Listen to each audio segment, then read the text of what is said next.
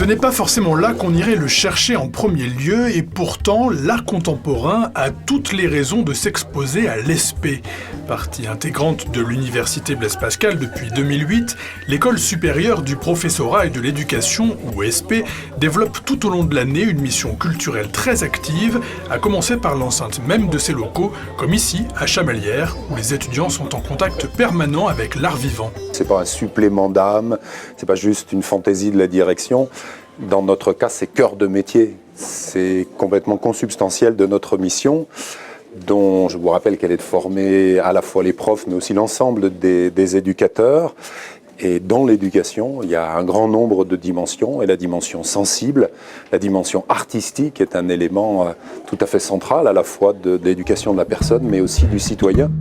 De la bibliothèque au réfectoire, en passant par le hall d'accueil, les lieux de vie de l'établissement sont ouverts ce mois-ci sur l'univers mouvementé de France Lascurin-Tautou.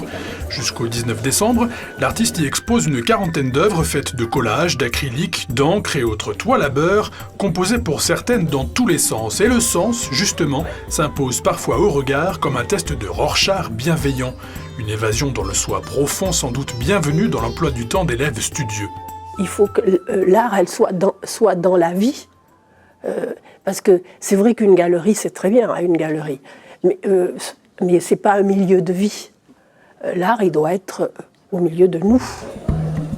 Peinture, sculpture, musique, théâtre ou danse, les partenariats culturels de l'ESP avec la Direction régionale des affaires culturelles ou l'association Mouvement Art Contemporain, pour ne citer que, n'imposent que l'ouverture de la programmation.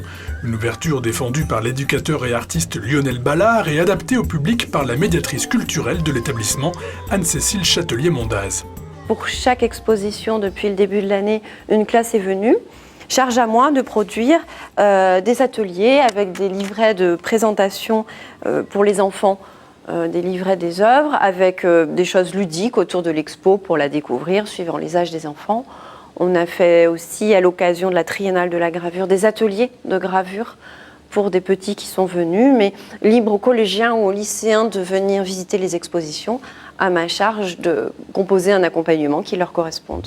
Aujourd'hui, tout le monde peut découvrir librement la programmation culturelle de l'ESP au 36 avenue Jean Jaurès à Chamalières, et il y a fort à parier qu'il en soit encore ainsi demain, car peut-on réellement concevoir une société sans art ? Prenez vos stylos, vous avez 3 heures.